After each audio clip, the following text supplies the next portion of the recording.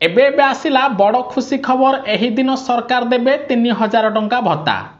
जदि आपण वीडियो को लाइक करना एही खुशी रे वीडियो को लाइक कर दियंतु। जदि चैनल को नुआ आसीचंती, जदि चैनल को सब्सक्राइब करना तळे थिबा लाल कलर बटन टी को टच करी ऑल नोटिफिकेशन ओके कर रखिबे, जहा द्वारा सरकार को सब स्कीम रो वीडियो सर्वप्रथम आपण माने आम चैनल माध्यम रे जानि परिबे। बढ़िबो भत्ता टंका को 3000 टंका को वृद्धि करा जिवो। एने घोषणा करिसेंती सामाजिक सुरक्षा मंत्री नित्यानंद गंड। वार्धक्य और विधवा भत्ता टंका वृद्धि करा जिवो बोली ओडिशा सरकार घोषणा करचंती।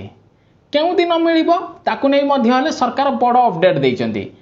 सरकार कहिसेंती जे एबे विभिन्न विभागर अधिकारी सहित आलोचना जारी रहिछि। ताहा सहित ओडिशा रे बजेट अधिवेशन हबो।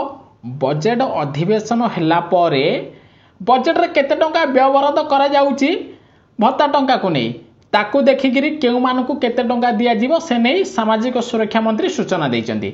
एथिरु गोटिए कथा स्पष्ट होउछि जे ओडिशा सरकार एबे भत्ता टंका 3000 टंका देबे बोली स्पष्ट करचंती। कहिबाकू गले जुलाई मासरे विधानसभा बजेट अधिवेशन आरंभ हबो।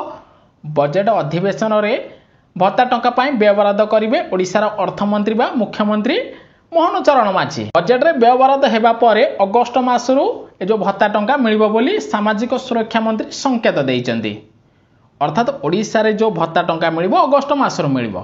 सेतिबे वीडियो को एही खुशी रे अधिक रु अधिक शेयर करंतु। 70 लाख हिताधिकारी पाखरे वीडियो पहुंचबा निहाती दरकार, कारण दीर्घ 25 वर्ष परे एबे भत्ता टंका 3000 मिलिबो, जहाँ प्रत्येक वरिष्ठ नागरिकों गोटे बड़ खुशी खबर। से ही खुशी रे वीडियो को अधिक रु अधिक शेयर निश्चय करिवे।